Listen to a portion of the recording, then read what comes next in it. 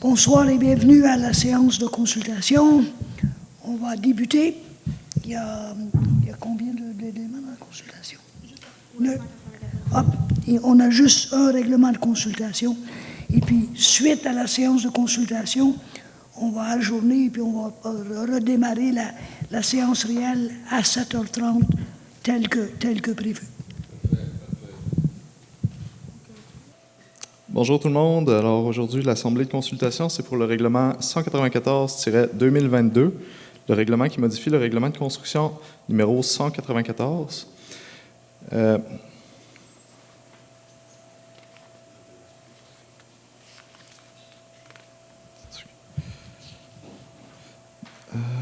Dans le fond, ce que ce règlement-là vient faire, c'est changer les normes sur les fondations et alléger vraiment la formulation des normes, parce qu'il y a comme 3 fois nonobstant et il fait 3 pages de long. Alors, on l'a réduit pour le rendre plus simple d'application aux nouveaux arrivants qui veulent construire sur des fondations.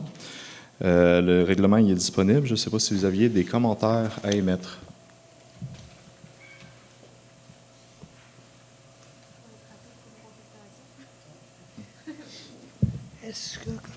Comment ça procède, là? On peut laisser encore un petit 5 minutes si quelqu'un en a des commentaires, puis après ça, on fermera l'Assemblée de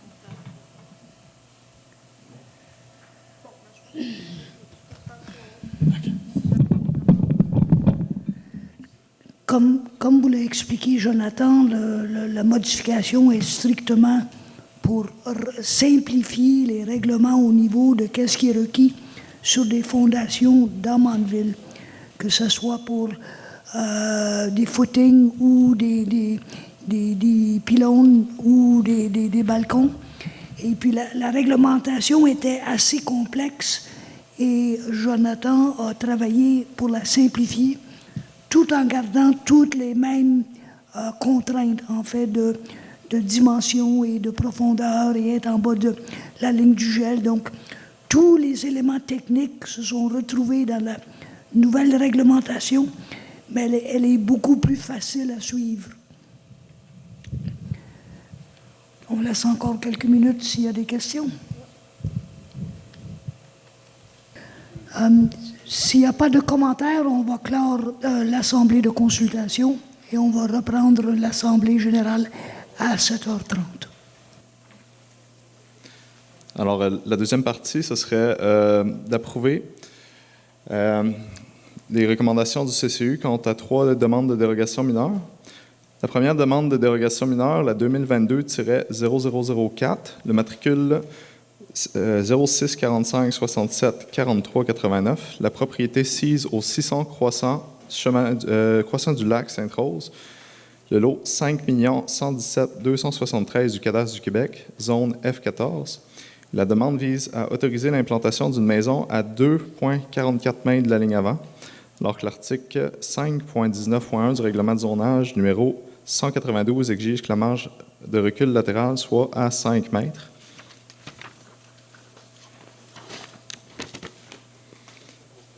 Alors, sur recommandation du CCU, il est recommandé de refuser la demande de dérogation mineure. La deuxième demande de dérogation mineure, c'est la demande 2022-07. Celle-ci est au 8 chemin du lac Tissim. La demande vise à autoriser l'implantation d'une maison à 4,81 mètres de la ligne avant, alors que l'article 4.2.1 du règlement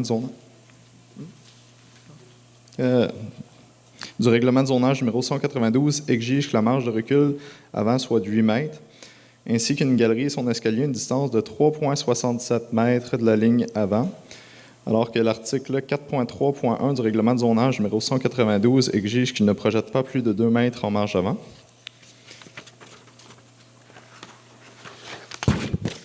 Dans le contexte de cette dérogation mineure-là était qu'il était impossible pour la personne de se reconstruire en dehors de la bande riveraine sans empiéter dans la marge avant. C'est pourquoi le CCU a fait la recommandation au Conseil d'accepter la demande de dérogation mineure telle que présentée. Est-ce que des personnes voudraient se prononcer sur cette demande-ci?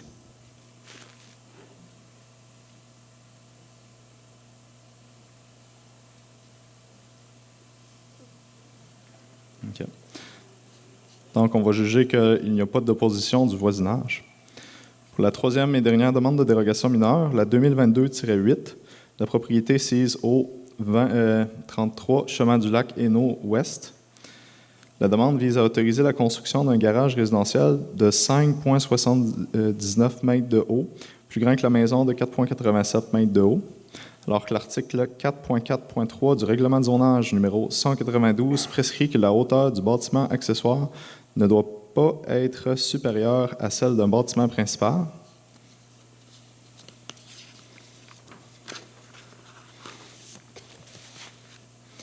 Alors, le CCU a fait l'étude du dossier et a recommandé que la demande de dérogation mineure pour ce garage soit acceptée. Est-ce qu'il y a des citoyens qui sont concernés à propos de cette demande-là qui aimeraient ça parler?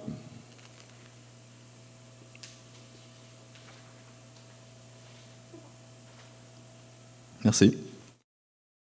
Bienvenue tout le monde, ça fait plaisir de voir autant de gens. Il faut croire qu'on est plus intéressant de ce qui se passe à la TV. Bon.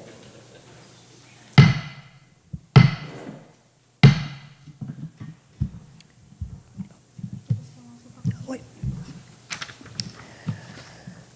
Je vais commencer par l'ordre du jour. Point 1, ouverture de l'Assemblée. Point 2, lecture et adoption de l'ordre du jour. Point 3, adoption des procès-verbaux de la séance régulière du 2 mai 2022 et de la séance d'ajournement du 5 mai 2022. Point 4, correspondance. Point 5, adoption des comptes à payer. Point 6, état des revenus et dépenses au 31 mai 2022. Point 7, administration. Point 8, réglementation. Point 9, sécurité civile. Point 10, la voirie. Point 11, urbanisme et mise en valeur du territoire. Point 12, loisirs et culture. Point 13, environnement. Point 14, varia. Point 15, période de questions.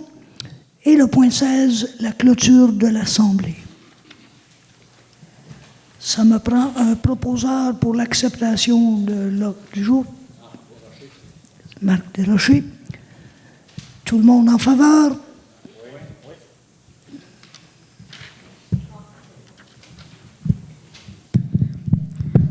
Adoption des procès-verbaux de la séance régulière du 2 mai 2022 et de la séance d'ajournement du 5 mai 2022. Il est résolu que les procès-verbaux de la séance régulière du 2 mai 2022 et de la séance d'ajournement du 5 mai 2022 soient et sont adoptés dans leur forme et teneur. Un proposeur? District 1? Oui. 2? Oui. 3? Oui. 4? Oui. 5? Oui. 6? Dépôt de la correspondance reçue. Ministère des Affaires municipales et de l'Habitation du Québec, un montant de 30 467 $ a été déposé au compte de 31 mai 2022, représentant la quote-part de la municipalité pour le programme de partage de la croissance d'un point de la TVQ, prévu à l'entente de partenariat 2020-2024. Cible famille Brandon, remerciements pour le soutien apporté dans le cadre de leur fête de la famille qui a eu lieu le 14 mai dernier.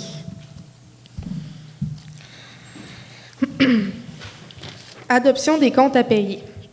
Il est résolu que les membres du conseil municipal approuvent la liste des comptes à payer du mois de mai 2022, les chèques numéro 19 109 à 19 180 inclusivement, les déboursés incompressibles, les salaires et que sont ratifiés les chèques émis en vertu d'une résolution, ainsi que les comptes à payer d'une somme de 356 063,80 $, que le maire et la directrice générale adjointe soient et sont autorisés à signer les chèques à cet effet, que la directrice générale et greffière trésorière adjointe certifie qu'il y a les fonds nécessaires pour payer ces factures. Un proposeur? André Deslay. District 1? Oui. 2? Oui. 3? Oui. 4? Oui. 5? Oui. 6? Oui. État des revenus et dépenses au 31 mai 2022. Il est résolu que le dépôt du rapport de l'État des revenus et des dépenses au 31 mai 2022 soit et accepté dans sa forme et teneur. Un proposeur? Serge Tremblay. District 1? Oui. 2? Oui. 3? Oui. 4? Oui. 5? Oui. 6? Rapport du maire sur les faits saillants de l'année 2021. Les principales forces de la municipalité de Mandeville sont les sentiers pédestres, les loisirs et la culture, l'eau potable, la bibliothèque, les travaux publics, les chutes du Calvaire et surtout un paysage extraordinaire qui plaît à tous. Le projet de la Maison de la Culture n'a pas démarré en 2021. La pandémie a interrompu tous les projets de rassemblement, y inclut toutes les activités de nature culturelle. Pour 2022, nous prévoyons redémarrer plusieurs des projets en culture, y inclut une nouvelle approche pour la Maison de la Culture. Au dossier du développement économique et durable, le comité a complété l'élaboration de la politique culturelle. Celle-ci est disponible à la mairie. Le processus de réglementation pour les chalets en location a repris ses délibérations en janvier 2022 en s'inspirant de nouvelles consignes. Le comité a été élargi en rajoutant 5 nouveaux membres pour mieux refléter la diversité d'opinions dans la municipalité. En 2020, la MRC de Dautrey a procédé à la réévaluation de la base foncière de la municipalité. L'ancienne évaluation datait de 6 ans auparavant. L'augmentation des bases d'évaluation a amené la municipalité à baisser les taux de taxation pour ne pas pénaliser les contribuables. La municipalité propose maintenant de refaire la réévaluation de la base foncière aux 3 ans plutôt que 6 ans, de sorte à minimiser les surprises. Le salaire des membres du conseil s'établit comme suit. Pour le salaire de la mairesse et du maire, un montant total en 2021 était de 27 797,88 plus une allocation de dépenses de 13 899, ce qui fait un total de 41 696,88. Pour chaque conseiller, un montant de 3 782,40 plus une allocation de 1 891,08 pour un total de 5 673,48. Les membres du conseil, incluant le maire, reçoivent une rémunération additionnelle en fonction de leur présence à une séance préparatoire aux séances du conseil de 150 $ par séance, ainsi qu'une rémunération additionnelle en fonction de leur présence à une séance d'un comité créé en vertu de l'article 82 du Code municipal de 50 $ par séance. La mairesse et le maire ont reçu de la MRC de Dautrey en 2021 un montant total de 8 785,98 plus une allocation non imposable de 4 393,2 pour un grand total de 13 178,94. Aucun autre membre du conseil n'a assisté à une séance de la MRC de Dautrey en 2021. Les états financiers et le rapport du vérificateur pour l'année se terminant le 31 décembre 2021 démontrent un surplus accumulé de 704 230 $. Nous sommes très conscients de la capacité de payer des citoyens et des citoyennes. C'est la raison pour laquelle nous nous efforçons de respecter les budgets adoptés et que nous faisons notre possible afin d'adresser des demandes de subventions pour nous aider à supporter certaines dépenses.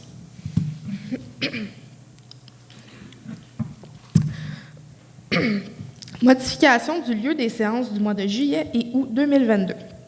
Considérant que, tel que prévu à l'article 145.1 du Code municipal, la municipalité peut modifier le lieu d'une séance ordinaire en donnant un avis public, considérant que tous les membres du conseil ont été avisés du changement de lieu de la séance, des séances, considérant qu'un avis public a été donné en date du 3 juin 2022, en conséquence, il est résolu que la municipalité de Mandeville change le lieu prévu des séances du 4 juillet et du 15 août 2022 à 19h30 pour l'église située au 270 rue des Jardins à Mandeville. La raison pour le changement de lieu, c'est que la salle ici est aménagée pour recevoir le camp de jour avec les enfants. Et donc, on se déplace à l'église pour le mois de juillet et août. Ça me prend un proposeur. Annie Boivin? District 1. Oui. 2. Oui. 3. Oui. 4. Oui. 5. Oui. 6. Oui. Certification Eaux et Jeunes. Il est résolu que la municipalité de Mandeville renouvelle sa certification Eaux et Jeunes 2022-2023 auprès du Créval d'une somme de 100 $ sans taxe. Un proposeur. District 1. Oui. 2. Oui. 3. Oui. 4. Oui. 5. Oui. 6. Programme d'assurance des OBNL de l'Union des municipalités du Québec, soit l'UMQ. Attendu que des organismes à but non lucratif œuvrant sur le territoire et auprès des citoyens de la municipalité ont de la difficulté à trouver de l'assurance de dommages à un prix abordable compte tenu du risque qu'ils encourent ou font encourir. Attendu que l'Union des municipalités du Québec, en partenariat avec les municipalités, souhaite répondre à la problématique d'assurabilité et afin d'aider les OBNL. Attendu que l'UMQ procédera sous peu à un appel d'offres publiques pour les municipalités participantes au regroupement ainsi formé, en vue d'identifier un courtier ou un assureur qui offrira la proposition d'assurance à des conditions et aux prix les plus avantageux pour les OBNL et que ceux-ci pourront, à leur discrétion, transiger ou prendre des assurances de dommages directement auprès du courtier ou assureur identifié. Attendu que ledit processus contractuel est assujetti au règlement numéro 26 sur la gestion contractuelle de l'UMQ pour ses ententes de regroupement adoptées par le conseil d'administration de l'UMQ. En conséquence, il est résolu que le conseil municipal autorise la municipalité de Mandeville à faire partie du regroupement pour lequel l'UMQ procédera sous peu à un appel d'offres public en vue d'identifier un courtier ou un assureur qui offrira la proposition d'assurance à des conditions et au prix les plus avantageux pour les OBNL reconnus par la municipalité, que la municipalité reconnaisse aussi, aux fins de l'appel d'offres public qui sera lancé sous peu, l'OBNL suivant, aux Trouvailles de Mandeville, ici au 80 rue Saint-Charles-Borromée. Un proposeur?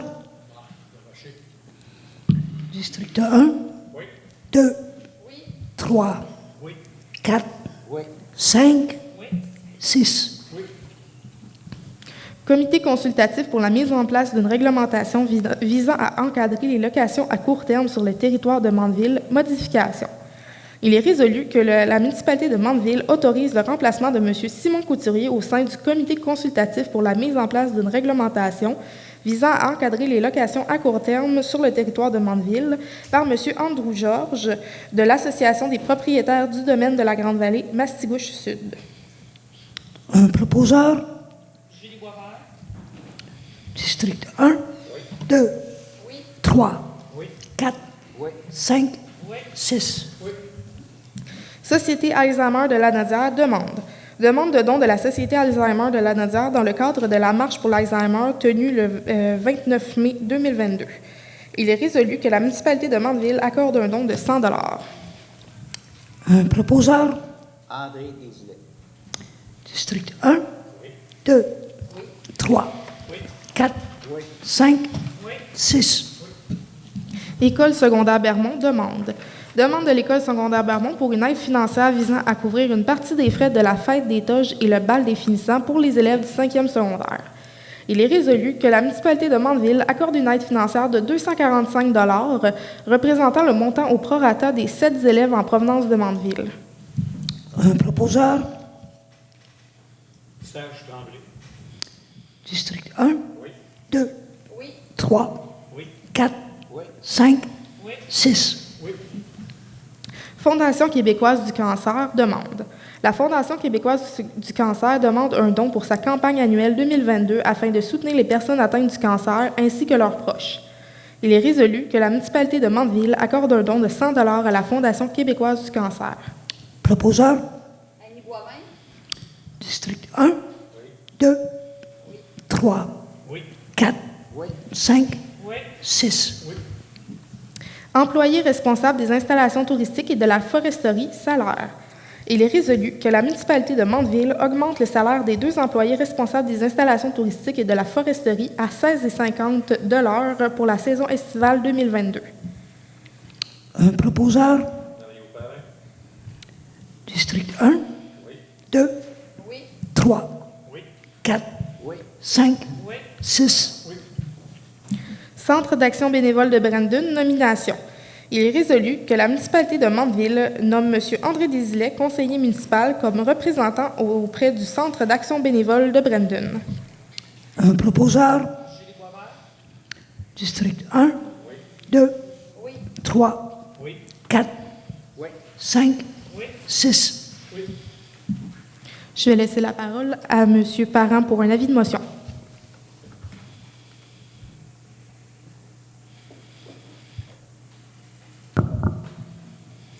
Avis de motion donné par moi. Avis de motion est donné par le conseiller M. Mario Parent, qui l'entend proposer lors de la présente séance l'abrogation du règlement numéro 346 intitulé « Règlement sur les plans d'implantation et d'intégration architecturale visant la protection des rives et du littoral ». Dépôt et présentation du projet de règlement 346-2022. Monsieur le conseiller Mario Parent dépose le projet du règlement portant le numéro 346-2022, abrogeant le règlement numéro 346 intitulé « Règlement sur les plans d'implantation et d'intégration architecturale visant la protection des rives et du littoral ». Le présent projet du règlement est disponible sur demande du lundi au vendredi durant les heures d'ouverture en communiquant par courriel à la municipalité .dga@mandeville.ca ou par téléphone au 450-835-2055. Adoption du projet du règlement numéro 346-2022.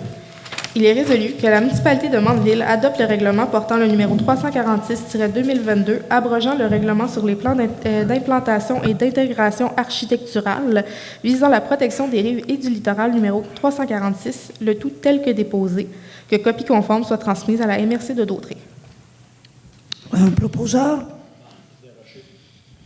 District 1? Oui. 2? Oui. 3? Oui. 4? Oui. 5? Oui. 6? Adoption du règlement numéro 192-2022-1. Il est résolu que la municipalité de Mandeville adopte le règlement portant le numéro 192-2022-1, modifiant le règlement de zonage numéro 192, le tout tel que déposé, que copie conforme soit transmise à la MRC de Dautré. Un proposeur? Serge Tremblay. District 1? Oui. 2? Oui. 3? Oui. 4? Oui. 5? Oui. 6? Adoption du règlement numéro 211-2022-2. Il est résolu que la municipalité de Mandeville adopte le règlement portant le numéro 211-2022-2, modifiant le règlement numéro 211 relatif à donner des noms aux rues et autres voies de circulation, le tout tel que déposé. Un proposeur? Julie Boisvert. District 1? Oui. 2? 3? Oui. 4? 5? Oui. 6? Adoption du règlement numéro 334-2022. Il est résolu que la municipalité de Mandeville adopte le règlement portant le numéro 334-2022, amendant le règlement portant le numéro 334-2004 concernant la signalisation routière, le tout tel que déposé. Un proposeur? André Desilets. District 1? Oui. 2? Oui. 3? Oui. 4? Oui. 5? Oui. 6? Adoption du règlement numéro 194-2022. Il est résolu que la municipalité de Mandeville adopte le règlement portant le numéro 334-2022, modifiant le règlement de construction numéro 194, le tout tel que déposé. C'est tout. Un proposeur? Annie Boivin. District 1? 2? Oui. 3? Oui. 4? Oui. 5? 6? Je vais céder de nouveau la parole à M. Parent pour 2 avis de motion. Avis de motion est donné par le conseiller M. Mario Parent qu'il entend proposer lors d'une séance subséquente une modification au règlement de zonage 192 intitulé « Règlement de zonage de la municipalité de Mandeville » dont l'effet est d'interdire l'usage d'industries d'extraction dans la zone A3. Cet avis de motion est donné conformément à l'article 114 de la Loi sur l'aménagement et l'urbanisme et provoque conséquemment le gel de l'émission des permis ou de certificats accordés pour l'exécution de travaux ou l'utilisation d'un immeuble qui, advenant l'adoption du présent règlement de modification, serait prohibé dans les zones concernées. Avis de motion. Avis de motion est donné par le conseiller M. Mario Parent qu'il entend proposer lors d'une séance subséquente une modification au règlement numéro 192 intitulé « Règlement de zonage de la municipalité de Mandeville » dont l'effet est d'interdire l'abattage ou la récolte pendant une période d'une année de plus de 50% des arbres à valeur commerciale d'un peuplement d'arbres, et ce, par parcelle d'un acre dans les zones forestières F1, F2, F3, F4, F5, F6, F7, F8, F9, F10, F11, F12 et F14. Cet avis de motion est donné conformément à l'article 114 de la Loi sur l'aménagement et l'urbanisme et provoque conséquemment le gel de l'émission des permis ou certificats accordés pour l'exécution des travaux qui, advenant l'adoption du présent règlement de modification, seront prohibés dans les zones concernées. Pour le bien des participants ou du public, je voulais vous le montrer. Présentement, en date avant l'avis de motion, la municipalité de Mandeville ne contrôlait les coupes que dans 2 zones de la municipalité, soit la zone F14, qui est celle-là ici, et la zone RB4, celle qui est autour du lac Creux. Et donc, cet avis de motion-là a été amené pour nous permettre de limiter les coupes à blanc sur toutes les zones dans la section F de agroforestier. Donc, à partir de maintenant, ils ne peuvent plus faire des coupes à blanc dans une zone, dans les zones agroforestiers, sans avoir avant une motion, avoir demandé une dérogation à la municipalité et sans avoir un plan fourni par un agronome.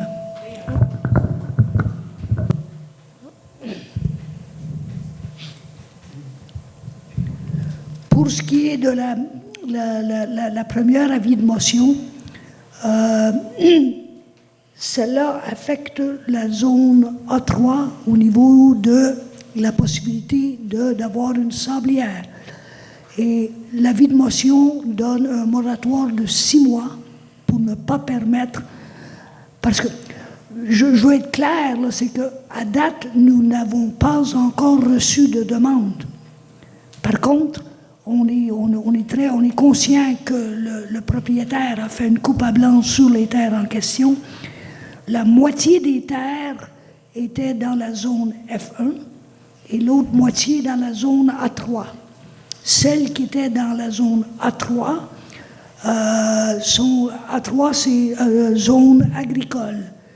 Il pourrait y avoir de l'extraction de sable avec au préalable une permission de la CPTAQ, mais la CPTAQ communique avec la municipalité si telle demande est reçue. À date, on n'a pas encore reçu aucune demande de la CPTAQ à la municipalité.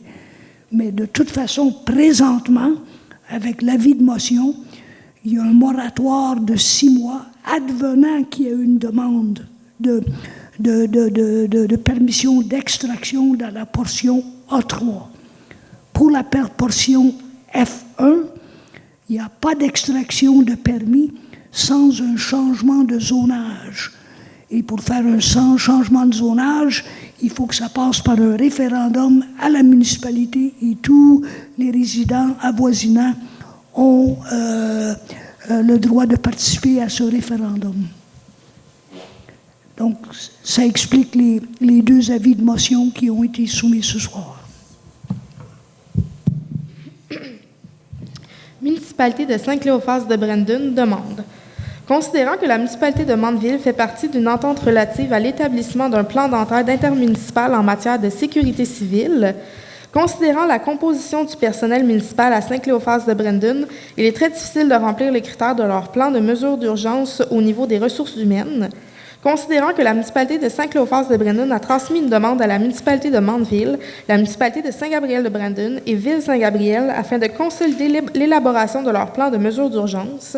En conséquence, il est résolu que la municipalité de Mandeville nomme les ressources suivantes comme responsables de mission dans le cadre du plan de service de sécurité civile de la municipalité de Saint-Cléophas-de-Brandon pour les missions concernées, soit Mme Lynne Morin à la mission service aux sinistrés et M. Jean-François Roch à la mission transport. Que la municipalité autorise le maire et la directrice générale et greffière trésorière adjointe à signer tous les documents relatifs à ce dossier. Cette demande de Saint-Cléophas, la raison pour laquelle elle vient à Mandeville, paroisse de Saint-Gabriel-de-Brandon et la ville de Saint-Gabriel-de-Brandon, c'est qu'on présume que les 4 municipalités ne sont pas en mesure d'urgence en même temps. Donc, par contre, si Saint-Cléophas a une urgence et Mandeville n'en a pas, nous avons accepté de prêter 2 de nos employés on serait remboursés pour leur temps, mais ils iraient aider la municipalité de Saint-Cléophas durant la période de la crise en question. Il est sûr que si on a le même problème ici, comme on a eu il y a 2 semaines avec les pannes de courant, à ce moment-là, on ne libère pas notre personnel et ça, Saint-Cléophas en est conscient. Donc, ça me prend un proposeur. District 1, 2, 3, 4, 5, 6. Demande de modification d'une limite de vitesse. Demande d'une citoyenne à l'effet de changer la limite de vitesse à 30 km/h sur l'ancien chemin du lac Sainte-Rose à la hauteur du terrain de baseball. Il est résolu que la municipalité de Mandeville acquiesce à la demande. Un proposeur. Julie Boisvert? District 1, 2, 3, 4, 5, 6. Demande du comité des citoyens du lac Hainaut à l'effet d'installer au lac Hainaut des dos d'âne amovibles avec réflecteurs pour la sécurité des citoyens du secteur. Considérant que le lac Hainaut est un secteur propice à faire l'essai d'un ajout de dos d'âne, considérant la volonté des citoyens de réduire les excès de vitesse dans ce secteur, considérant qu'une surveillance policière accrue sera demandée pour ce secteur, en conséquence, il est résolu que la municipalité de Mandeville installe un dos d'âne dans le secteur du lac Hainaut pour en faire l'essai. Un proposeur. André Désilet. District 1, 2, 3, 4, 5, 6. Employé 01-0259, congédiement. Attendu que l'employé 01-0259 avait été engagé en voirie pour la saison estivale 2022, attendu que l'employé ne s'est pas présenté au travail depuis plusieurs jours consécutifs sans nouvelles de sa part, en conséquence, il est résolu que la municipalité de Mandeville congédie l'employé numéro 01-0259, étant donné que celui-ci ne s'est pas présenté au travail depuis plusieurs jours consécutifs sans justification. Un proposeur. District 1, 2, 3, 4, 5, 6. Passage des véhicules lourds et vitesse dans le secteur du lac Sainte-Rose, demande. Demande de citoyens à l'effet d'interdire le passage des véhicules lourds ainsi que de réduire la limitation de vitesse dans le secteur du lac Sainte-Rose. Il est résolu que la demande soit à l'étude. Un proposeur. Serge Tremblay. District 1, 2, 3, 4, 5, 6. Réfection de voirie sur le rang Mastigouche, soumission déposée. Considérant que des soumissions ont été demandées pour des travaux de réfection de voirie sur le rang Mastigouche pour la phase 2, le chemin de la branche à gauche et le chemin du lac Long, considérant que l'ouverture des soumissions s'est effectuée au bureau de la municipalité situé au 162 rue des Jardins à Mandeville le 2 juin 2022 à 11h01, considérant que les soumissions déposées sont les suivantes: Pavage JD Inc., soumission d'une somme totale de 2 610 998,50 plus les taxes. Excavation Normand Majot Inc., soumission d'une somme totale de 2 136 516,15 plus les taxes. En conséquence, il est résolu que la municipalité de Mandeville alloue le contrat pour les travaux de réfection de voirie sur le rang Mastigouche pour la phase 2, le chemin de la branche à gauche et le chemin du lac Long au plus bas soumissionnaire conforme, soit Excavation Normand Majot Inc., au montant total de 2 136 516,15 plus les taxes. Que la dépense pour la phase 2 du rang Mastigouche soit payée à même le règlement d'emprunt numéro 386-2021 et le programme d'aide à la voirie locale, volet redressement. Que la dépense pour le chemin de la branche à gauche et le chemin du lac Long soit payée à même les règlements d'emprunt numéro 388-2021 et 388-2021-1, ainsi que la taxe sur l'essence et de la contribution du Québec, soit la TECQ. Que le maire et la directrice générale et greffière trésorière adjointe soient et sont autorisés à signer tous les documents nécessaires à la conclusion du présent contrat. Un proposeur. Annie Boivin? District 1, 2, 3, 4, 5, 6. Poussière sur le chemin de la branche à gauche, demande. Demande d'un citoyen à l'effet que l'abat poussière soit épandu aux 2 semaines durant la saison estivale et de prolonger l'asphalte de 100 mètres, excusez-moi. Il est résolu que la municipalité de Mandeville ne donne pas suite à cette demande. Un proposeur. District 1, 2, 3, 4, 5, 6. RECH Auto 2006 Inc. Soumission. Il est résolu que la municipalité de Mandeville accepte la soumission numéro 26215 datée du 26 avril 2022 de RECH Auto 2006 Inc. pour la réparation du camion Dodge d'une somme de 3 240,35 plus les taxes. Un proposeur. District 1, 2, 3, 4, 5, 6. Toromont 4, soumission. Il est résolu que la municipalité de Mandeville accepte la soumission numéro 241-810-1, datée du 4 mai 2022 de Toromont 4 pour la réparation de la pelle mécanique d'une somme de 7 499,73 plus les taxes. Un proposeur. André Désilet. District 1, 2, 3, 4, 5, 6. Programme d'aide à la voirie locale, volet accélération, demande. Attendu que la municipalité de Mandeville a pris connaissance des modalités d'application des volets redressement et accélération du programme d'aide à la voirie locale et s'engage à les respecter. Attendu que les interventions visées dans la demande d'aide financière concernant les routes locales de niveau 1 ou 2 et que, le cas échéant, celles visant le volet redressement sont prévues à la planification quinquennale ou triennale du plan d'intervention ayant obtenu un avis favorable du ministère des Transports. Attendu que seuls les travaux réalisés après la date figurant sur la lettre d'annonce sont admissibles à une aide financière. Attendu que la municipalité s'engage à obtenir le financement nécessaire à la réalisation de l'ensemble du projet, incluant la part du ministère. Attendu que la chargée de projet de la municipalité, Mme Valérie Ménard, directrice générale et greffière trésorière adjointe, représente cette dernière auprès du ministère dans le cadre de ce dossier. Attendu que la municipalité choisit d'établir la source de calcul de l'aide financière selon l'option de l'estimation détaillée du coût des travaux. En conséquence, il est résolu que la municipalité de Mandeville autorise la présentation d'une demande d'aide financière pour les travaux admissibles, confirme son engagement à faire réaliser ces travaux selon les modalités d'application en vigueur, reconnaissant qu'en cas de non-respect de celle-ci, l'aide financière sera résiliée et certifie que Mme Valérie Ménard, directrice générale et greffière trésorière adjointe, est dûment autorisée à signer tous les documents ou ententes à cet effet avec le ministère des Transports. Un proposeur. District 6. 6. Oui. 5. Je voulais voir si vous étiez réveillés. 4. 3. 2. 1. Location d'un véhicule pour la saison estivale. Il est résolu que la municipalité de Mandeville autorise la directrice générale et greffière trésorière adjointe à effectuer la location d'un véhicule durant la saison estivale.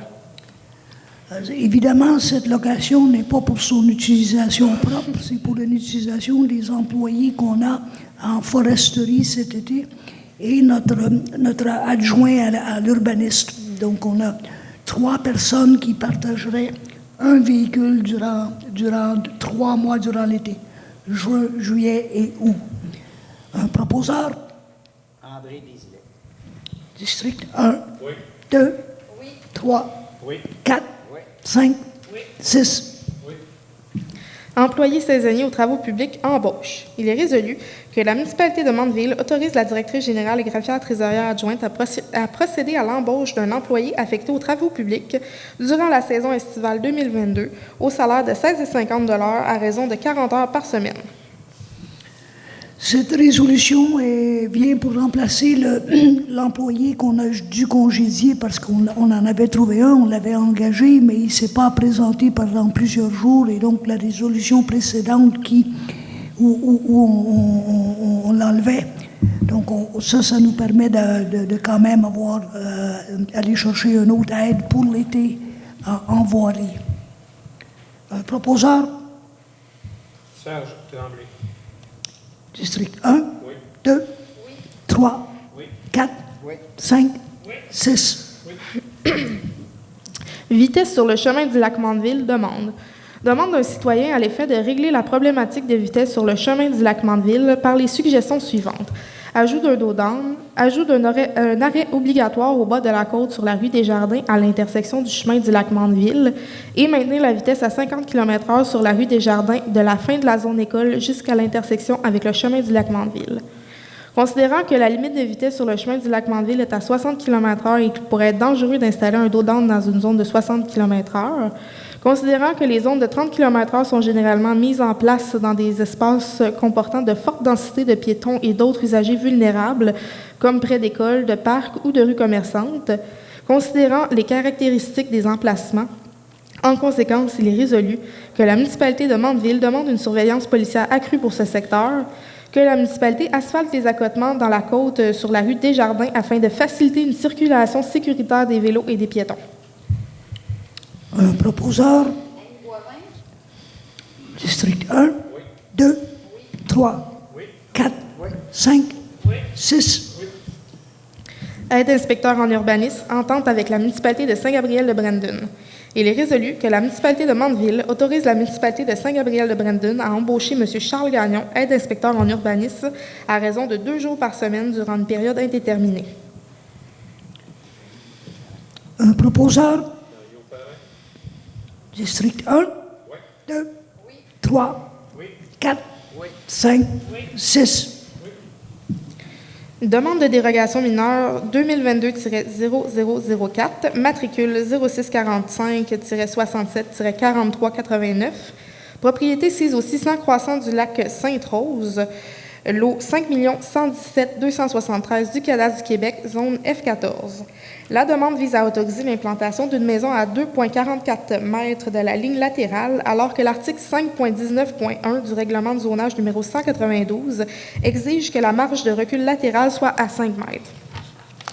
Considérant qu'il y a eu des craintes soulevées par les citoyens lors d'une précédente séance du conseil municipal, considérant qu'il y a présentement présence d'activités sur le lot voisin du gouvernement, incluant une cabane à bois, et qu'il y a des incertitudes sur qui fait l'utilisation de ce terrain, vu l'absence de réponse du gouvernement, considérant le lot voisin du côté de la dérogation et que des démarches sont en cours pour acheter le lot, ce qui réglerait la situation dans le futur, considérant que le 2,44 mètres est inférieur à la moitié de la marge latérale de 5 mètres de cette zone, considérant que la configuration du champ d'épuration projeté devant le garage existant qui a 2 portes assez grandes pour y accueillir des véhicules, alors que le garage illustré sur le test de sol laissait croire qu'il n'y avait qu'une petite porte, ce qui démontre que la configuration du projet n'est pas optimale, considérant que le comité consultatif d'urbanisme recommande que la demande soit refusée. En conséquence, il est résolu que la municipalité de Mandeville accepte la recommandation du comité consultatif d'urbanisme et refuse la demande de dérogation mineure telle que présentée. Un proposeur. District 1, 2, 3, 4, 5, 6. Demande de dérogation mineure 2022-0007, matricule 1641-61-6684, propriété sise au 8 chemin du lac Tizime, lot 5 117 877 du cadastre du Québec, zone F4. La demande vise à autoriser l'implantation d'une maison à 4,81 mètres de la ligne avant, alors que l'article 4.2.1 du règlement de zonage numéro 192 exige que la marge de recul avant soit à 8 mètres, ainsi qu'une galerie et son escalier à une distance de 3,67 mètres de la ligne avant, alors que l'article 4.3.1 du règlement de zonage numéro 192 exige qu'il ne projette pas plus de 2 mètres dans la marge avant.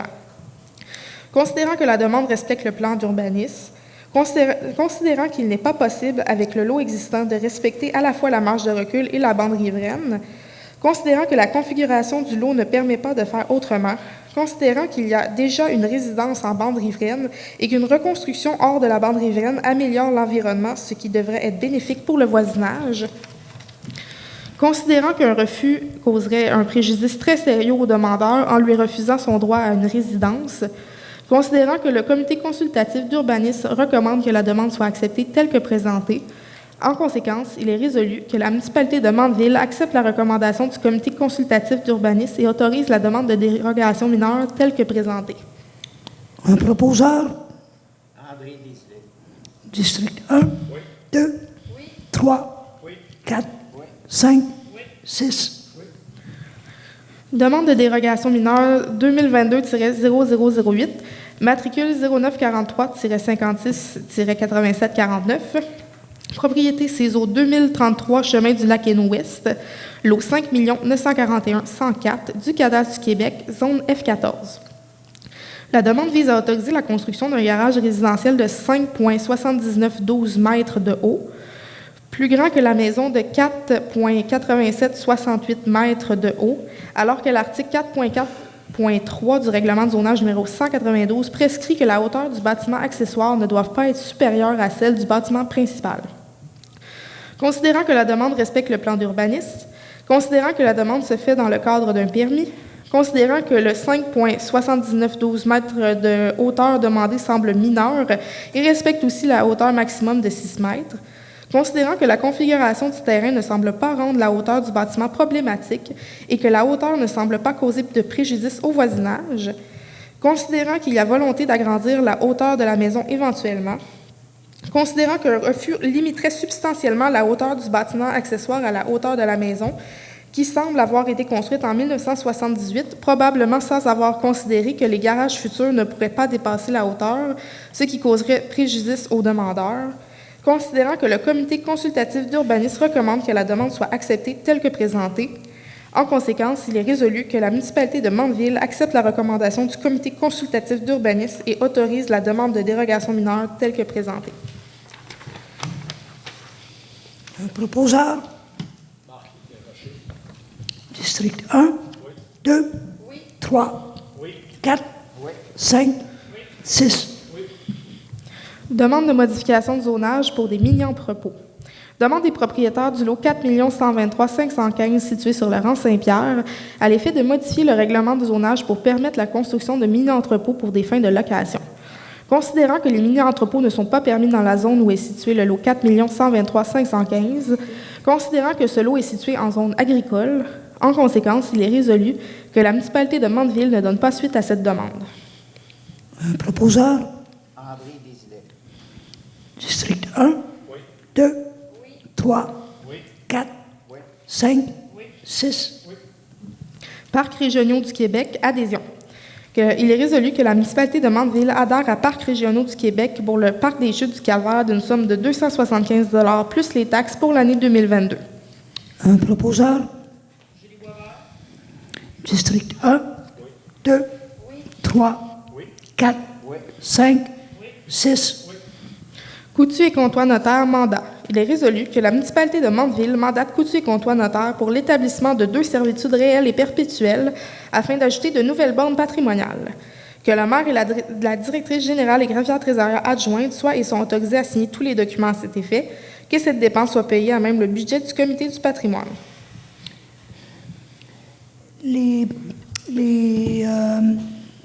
L'établissement des 2 servitudes réelles, c'est pour placer 2 nouvelles bornes du comité du patrimoine, comme il y en a déjà, je crois, c'est 11. Ouais. Dans la municipalité, on en a 11.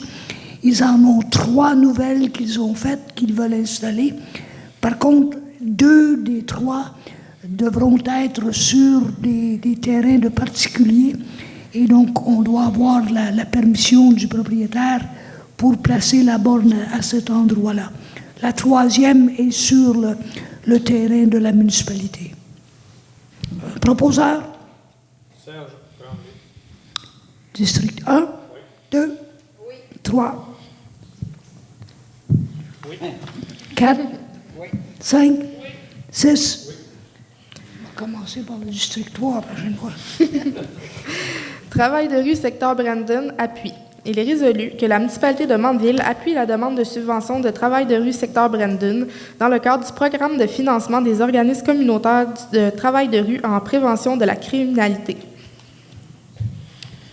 Proposeur? Annie Boivin. District 3. Oui. 1, 2, 4, 5, 6. Annulation de la demande de subvention pour le projet chargé de projet. Il est résolu que la municipalité de Mandeville annule sa demande de subvention auprès de la MRC de Dautrey dans le cadre du PAC rural pour le projet chargé de projet, étant donné l'impossibilité de réaliser le tout dans les temps et retourne les fonds dans son enveloppe du PAC rural. En annulant ce projet-là, c'est un projet qui avait été accepté par la MRC et avait octroyé un montant d'argent, mais étant donné qu'on ne ferait pas le projet, on demande à la MRC de remettre le montant dans l'enveloppe qui est attitrée à la municipalité. Un proposeur? District 1, 2, 3, 4, 5, 6. Abrogation de la résolution numéro 211-05-2022. Il est résolu que la municipalité de Mandeville abroge la résolution portant le numéro 211-05-2022, mandatant le groupe RGM pour une projection plein air. On avait préalablement choisi ce groupe-là, mais là, ils nous sont arrivés avec des demandes des demandes additionnelles et des complications. Et donc, on a trouvé un substitut qui va être la résolution qui suit. Et donc, mais il faut, au préalable, annuler ce groupe-là par résolution. Donc, un proposeur? Julie Boisvert? District 1, 2, 3, 4, 5, 6. Les films Critérion, soumission. Il est résolu que la municipalité de Mandeville accepte la soumission datée du 30 mai 2022 des films Critérion pour la location et l'installation de l'équipement pour une projection en plein air d'une somme de 1 200 $ plus les taxes, que la municipalité accepte la soumission datée du 10 mai 2022 des films Critérion pour la location d'un film pour la projection en plein air d'une somme de 325 $ plus les taxes. Un proposeur? André Désilets. District 1, 2, 3, 4, 5, 6. Table défi enfants, conseiller représentant. Il est résolu que la résolution portant le numéro 209-05-2022 soit amendée à l'effet de nommer Mme Annie Boivin, conseillère municipale, comme substitut sur la table défi enfants. Un proposeur? Serge Tremblay. District 1, 2, 3, 4, 5, 6. Ski de fond Québec, adhésion. Il est résolu que la municipalité de Mandeville renouvelle son adhésion à Ski de fond Québec pour 2022-2023 d'une somme de 229 $ sans taxe. Proposeur? Annie Boivin? District 1, 2, 3, 4, 5, 6. RB Excavation, soumission. Il est résolu que la municipalité de Mandeville accepte la soumission datée du 23 mai 2022 de RB Excavation pour la réparation des sentiers et des ponceaux au parc des Chutes du Calvaire d'une somme de 9 368 $ plus les taxes, que cette somme soit payée à même la subvention de la MRC de Dautrey pour le parc des Chutes du Calvaire. Proposeur? District 1, 2, 3, 4, 5, 6. Courant marin, soumission. Il est résolu que la municipalité de Mandeville accepte la soumission du courant marin pour la visite du centre nautique et la location d'équipements pour le camp de jour d'une somme de 165 $, taxes incluses. Un proposeur? District 1, 2, 3, 4, 5, 6. Dépôt d'une demande d'aide financière, l'axe de coopération intermunicipale du volet 4, soutien à la coopération intermunicipale. Attendu que la municipalité a pris connaissance du guide à l'intention des organismes concernant le volet 4, soutien à la coopération intermunicipale du Fonds Région et Ruralité, attendu que les municipalités de Saint-Gabriel-de-Brandon, Mandeville, Saint-Didas, Saint-Barthélemy, Saint-Damier et Ville-Saint-Gabriel désirent présenter une demande pour effectuer une étude de viabilité d'une entente de coopération intermunicipale visant l'implantation d'un corridor cyclable sur le territoire des municipalités concernées. En conséquence, il est résolu que la municipalité de Mandeville s'engage à participer au projet d'aménagement d'une piste cyclable et à assumer une partie des coûts, que la municipalité de Mandeville autorise le dépôt du projet dans le cadre du volet 4, soutien à la coopération intermunicipale du Fonds Région et Ruralité, que la municipalité de Mandeville nomme la municipalité de Saint-Gabriel-de-Brandon organisme responsable du projet. Un proposeur? André Désilets. District 1, 2, 3, 4, 5, 6. Club de patinage artistique Brandon demande. Il est résolu que la municipalité de Mandeville accepte la demande du Club de patinage artistique de Brandon et rembourse 35 des frais d'inscription pour les cours de 3 enfants de Mandeville d'une somme de 715,75 $ sans taxe. Un proposeur. District 1, 2, 3, 4, 5, 6.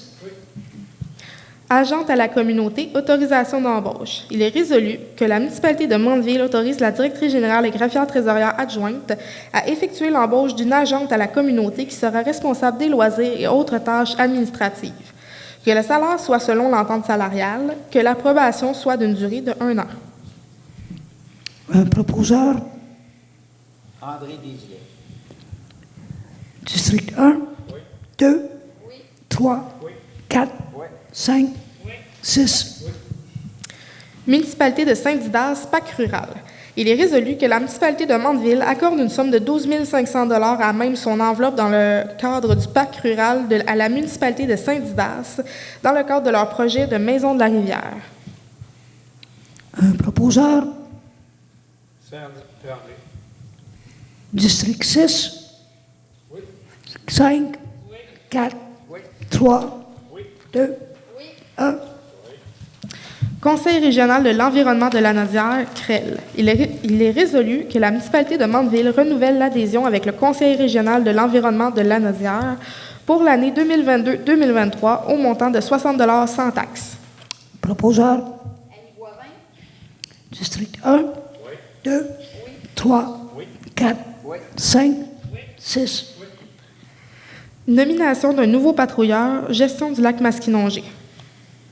Il est résolu que la municipalité de Mandeville nomme le patrouilleur nautique M. Laurent Trudel, fonctionnaire désigné aux fins d'application du règlement régissant l'accès au lac Masquinongé et ses tributaires et visant à prévenir l'infestation d'espèces exotiques envahissantes pour la saison estivale 2022.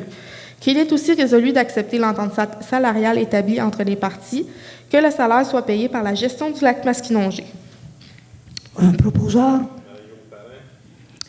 District 1, 2, 3, 4, 5, 6.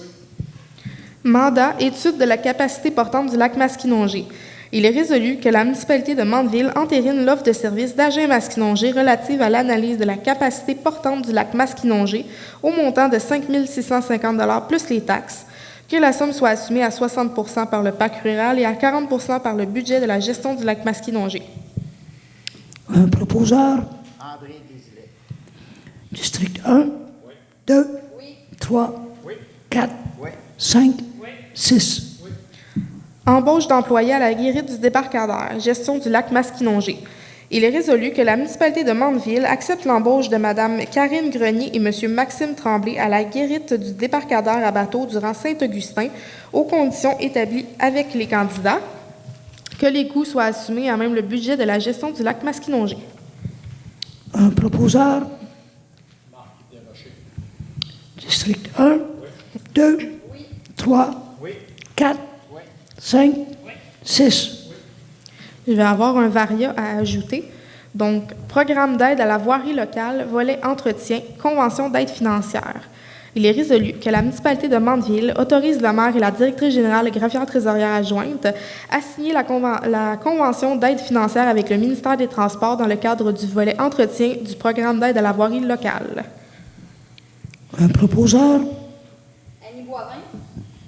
District 1, 2, 3, 4, 5, 6. Avant d'ouvrir à la période de questions, je voulais juste, pour le bénéfice des participants, ça paraît être unanime tout le temps, mais je peux vous assurer que lors des caucus, notre caucus de cette semaine qui a eu lieu jeudi, a duré, si je ne me trompe, 4h30 de temps. Donc, tous les sujets sont débattus assez extensivement, et donc, quand on arrive à la fin avec un accord, soyez pas surpris que quand on arrive ici, on a tous échangé puis on a pris position. On accepterait quand même qu'il y ait un élu qui décide de voter contre, c'est permis, mais par contre, le débat a eu lieu assez intensivement lors du caucus pour tous les sujets qui vous sont présentés.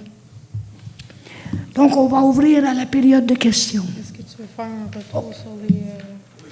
Excuse. Oui, avant d'ouvrir la période de questions, on va faire un suivi sur les questionnements de la séance du 2 mai. Il y avait un questionnement sur les réglementations sur les coupes à blanc. Et après vérification, mon équipe d'urbanisme m'avait bien confirmé qu'il n'y avait que 2 zones dans Mandeville qui étaient protégées, la F14 et la RB4, et ce qui nous a apporté à faire l'avis de motion. Et notre intention, c'est de modifier la réglementation dans le futur, mais on voulait agir rapidement pour qu'à partir d'aujourd'hui, on soit protégé dans toutes les zones agroforestières de Mandeville. Donc, un avis de motion a été passé afin de pouvoir réglementer les coupes de bois dans les zones récréoforestières et éviter les coupes à blanc. Formation pour les arrêts d'agir. On a eu une question au niveau des arrêts d'agir, c'est-à-dire on avait 2 personnes identifiées qui pouvaient intervenir dans le camp de jour avec les jeunes. Les 2 personnes concernées par la présente résolution ont eu la formation pour effectuer les arrêts d'agir. Dossier du chemin de la Côte-Aménique. On avait eu une demande de modifier le nom parce que la Côte-Aménique n'est pas accessible d'un bout à l'autre et qu'il y avait 2 côtés, donc on avait une demande de changer le nom d'un côté. Par contre, on a eu des réticences, on a eu des résidents de la Côte-Aménique qui s'y objectaient. Donc, la municipalité a mis en attente la demande de changement de nom auprès de la commission de la toponymie afin de prendre le temps d'étudier le dossier. Une évaluation des coûts pour les travaux a été faite et une estimation devrait bientôt nous être envoyée pour nous permettre d'évaluer le dossier. La côte en question, la Côte-Aménique, a une section d'à peu près 600 mètres qui n'est pas complétée, mais que ça risque d'être assez onéreux de compléter cette section-là. Donc, on a demandé à un ingénieur de la MRC, un ingénieur civil, de nous faire un estimé des coûts. Qu'est-ce que ça coûterait pour compléter ce 600 mètres manquant. Proposition de changement de zonage pour autoriser les chenilles dans la zone F1. C'est le projet de règlement 192-2022-2. Le demandeur a retiré sa demande et les démarches de modification de zonage ont été arrêtées. Dossier d'une possible sablière sur la 50e avenue. Nous n'avons reçu aucune demande pour le moment concernant une sablière sur la 50e avenue. Un avis de motion a toutefois été donné afin d'appliquer un effet de gel à la réglementation qui permet actuellement d'exploiter une sablière en zone agricole et ainsi prévenir l'établissement d'une sablière près de la zone F1. Les sablières ne sont actuellement pas permises sur la zone F1. Donc, c'était des clarifications au sujet des questions qu'on a eues à la dernière séance. On va maintenant ouvrir la période de questions. On vous demanderait de, s'il vous plaît, vous identifier. Daniel Proulx, sur la 50e avenue. Je voulais juste comprendre pour le règlement, la motion sur le déboisement. Oui. Est-ce que ça inclut la zone A3 aussi? Non, ça n'inclut pas la zone A3 parce que la zone A3 est dans une zone agricole. Non, agricole et forestière? Oui, non, mais la zone A3, elle est bien définie. Non, c'est agricole et forestière. C'est ça la définition. Selon mon urbanisme, c'est une zone agricole. Non, c'est il y a peut-être des forêts dessus, mais c'est une zone agricole. En principe, il en reste juste une terre qui est encore boisée, c'est la mienne. C'est que moi, ça ne me dérangera pas qu'elle soit inclue pour le déboisement, pour empêcher le déboisement à une coupe à blanc, mais c'est la seule qui reste parce que celle où il y avait la possible sablière est déjà déboisée. Oui. Donc, il n'en reste plus. Les autres, c'est vraiment des zones agricoles. Puis celle qui existe, c'est celle de Majot, mais il ne faut pas oublier que nous, c'est les premières montagnes des Laurentides. Donc, autrement dit, on est à côté sur la zone F2. Puis la première chose qu'on voit, c'est les montagnes. On voudrait éviter que ces montagnes-là soient déboisées. Donc, Oui. mais on est dans zone A3, mais c'est, quant à moi, agricole et forestier, là, la définition. Je peux demander à mon urbanisme de regarder. Vous regardez, puis effectivement, si vous regardez sur la carte, la matrice graphique de la MRC d'Autry, vous allez voir que ce qui reste comme boisé, Oui, à part de celle qui vient d'être déboisée, là, c'est la mienne, puis il reste le fond des terres, en arrière de chez Majot, en arrière de chez Claude, oui, en arrière de Liette et Bertrand, je pense. oui. Le restant, il n'y en a plus de boisé. La seule inquiétude que j'aurais, M. Proust, c'est au niveau de zone agricole. Faire un changement à ce niveau-là, ça peut impliquer une intervention de la CPTAQ et l'UPA. Et l'UPA. C'est Si juste on empêche la seule réserve là, que j'y vois. En tout cas, je veux juste le considérer, parce Oui, que il reste une terre qui est boisée essentiellement, c'est la mienne. c'est la vôtre. Donc, on pourrait l'inclure, quant à moi, dans le déboisement. Je vous remercie par ailleurs pour l'attention que vous avez portée à nos demandes, le résident de la 50e avenue, concernant la sablière et le déboisement. Je vous remercie. C'est apprécié. Oui, bonjour, Gérald Comtois. Moi, j'aurais juste une petite question, puis après ça, on en avoir une autre. Ça serait pour savoir au juste... attendez un petit peu, je l'ai perdu. En tout cas, c'est question de les employés qui fournissent pour la guérite, pour la rivière Masquinongé. Oui. C'est-tu vous autres qui fournissez les employés là-dessus? Non, Puis non. Les revenus vont à qui? Les revenus, c'est que les revenus sont ramassés à même les forfaits qu'ils paient pour les bateaux qui se mettent à l'eau, à la guérite et tout.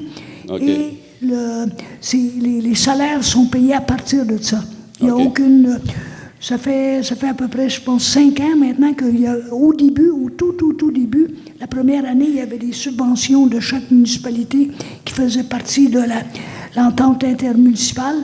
Mais depuis 4 ou 5 ans maintenant, la gestion du lac Masquinongé est autosuffisante. Ah, puis est-ce que Mandeville a des revenus là-dessus ou pas en tout?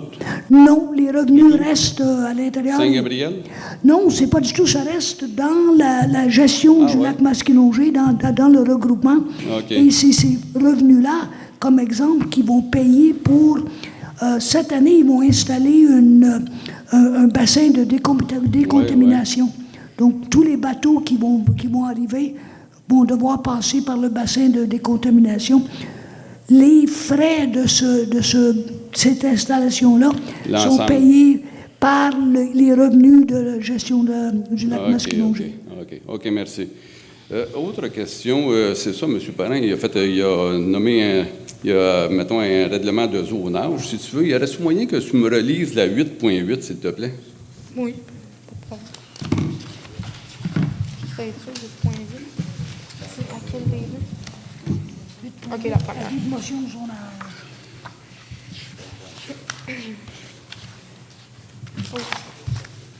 T'avais tout caché ça, toi, déjà, là?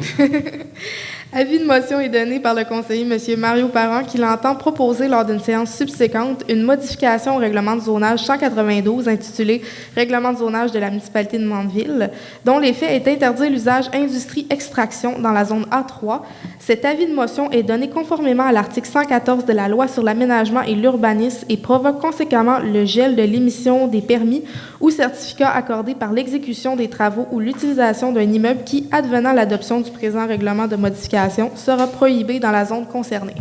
OK, c'est très bien. Puis après ça, tu pourrais-tu me relire aussi la 8.9, s'il te plaît, tant qu'être dedans?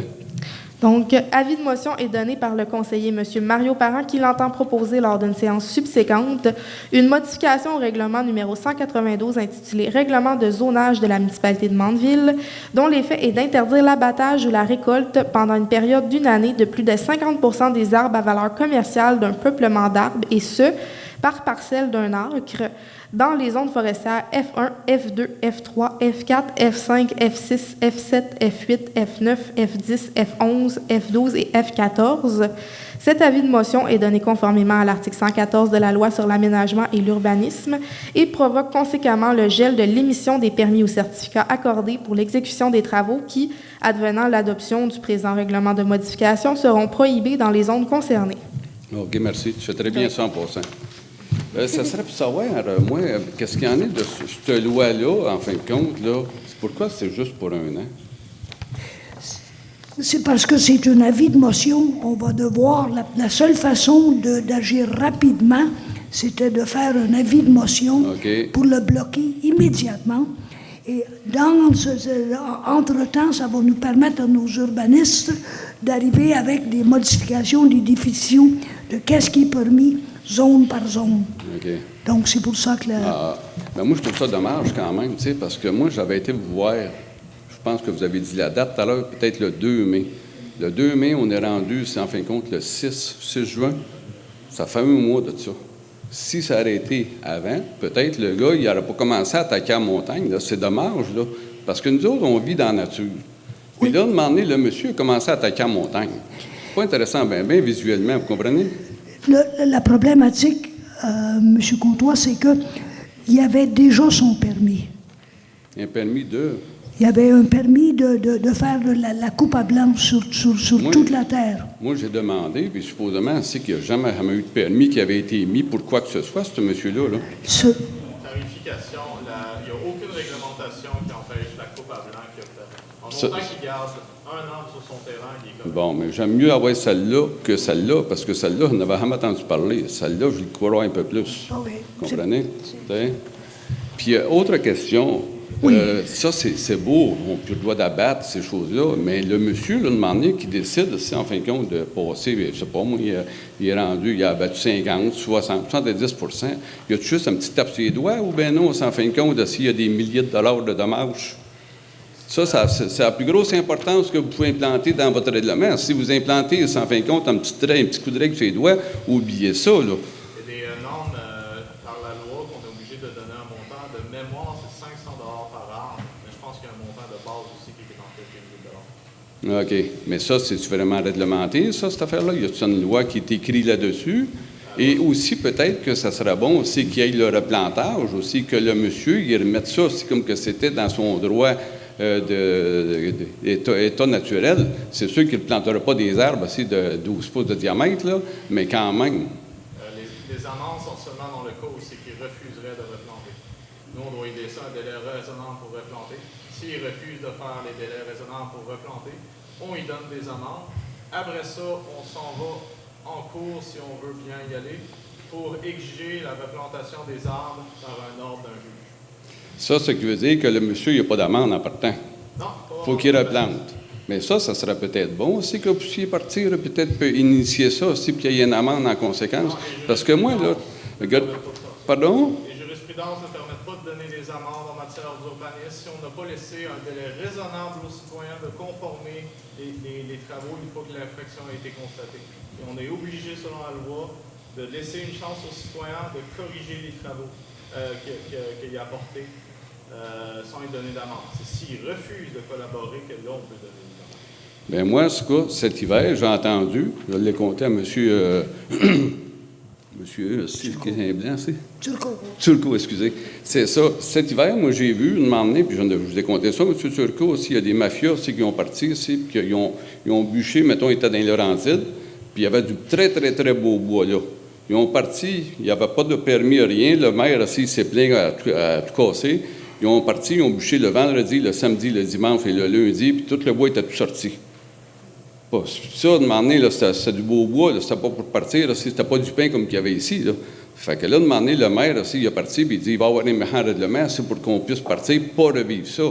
Fait que ça serait peut-être bon de m'emmener aussi que, comme je vous dis, je ne connais pas la réglementation. Il y a peut-être une obligation de ce que vous dites que ça fonctionne de cette façon-là, mais peut-être ça sera à voir de m'emmener aussi pour qu'il arrive de n'importe quoi.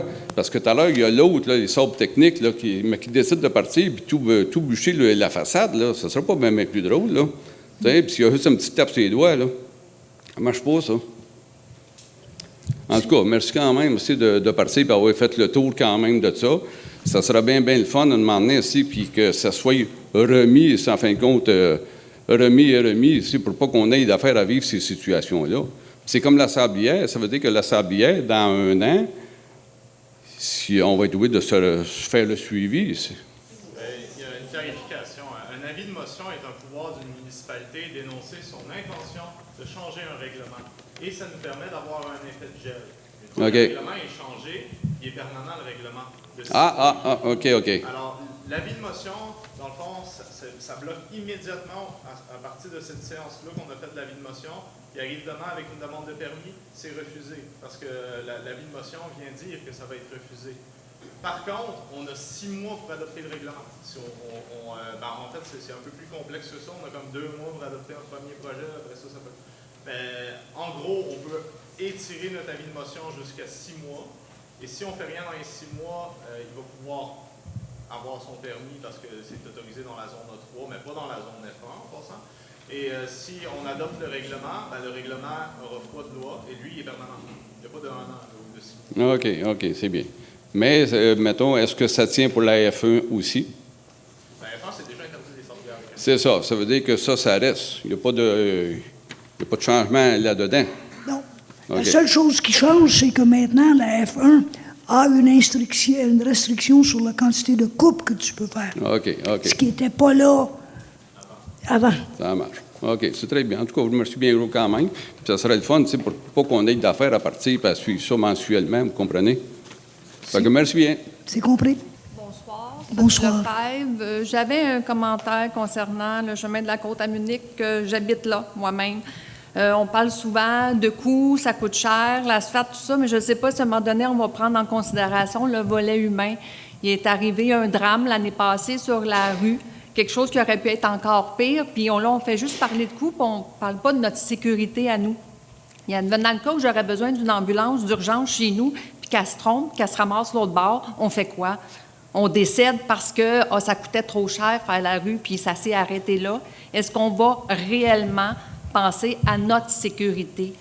Je comprends qu'il faut évaluer des coûts, mais il y a une sécurité des gens qui habitent sur la rue aussi à considérer. Puis ça, j'aimerais ça beaucoup qu'on en prenne note.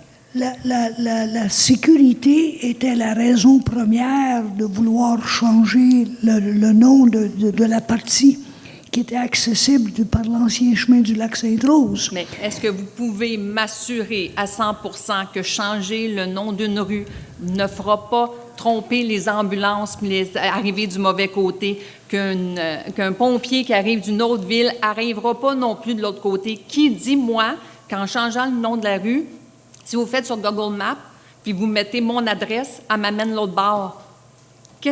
Même si elle s'appelle Pierre-Jean-Jacques, si Google Maps donne le chemin le plus court, parce que cette rue-là a déjà été ouverte, elle est ouverte sur Google Maps, qui va faire qu'elle ne passera pas par Pierre-Jean-Jacques pour s'en venir chez nous quand même? C'est pas en changeant le nom de la rue que ça va régler ce problème-là. Ça règle le problème dans le sens où votre adresse, quand c'est rapporté au service de pompiers ou aux ambulances, si vous étiez sur la rue ABC et non la rue Côte-à-Munich, à ce moment-là, ce qui va apparaître sur les écrans des pompiers, c'est la rue ABC. Oui, non, ça, je comprends, mais pour se rendre à ABC, qu'est-ce que lui voit sur son écran pour se rendre à la rue ABC? Est-ce qu'elle passe par Pierre-Jean-Jacques pour s'emmener le plus rapidement possible à la rue ABC? Les pompiers ont déjà un programme assez intense qui, pour toutes les zones couvertes de la MRC, de la façon la plus rapide à se rendre à une telle adresse. Et c'est disponible avant même que le camion quitte la caserne. Donc, le plus rapide, c'est peut-être passer par Pierre-Jean-Jacques pour s'en venir à ABC. Bien, pas si la rue est non carrossable, ce qui est le cas avec la Côte-à-Munich présentement, là. Oui, mais pourquoi il y en a des véhicules qui se sont rendus de l'autre côté?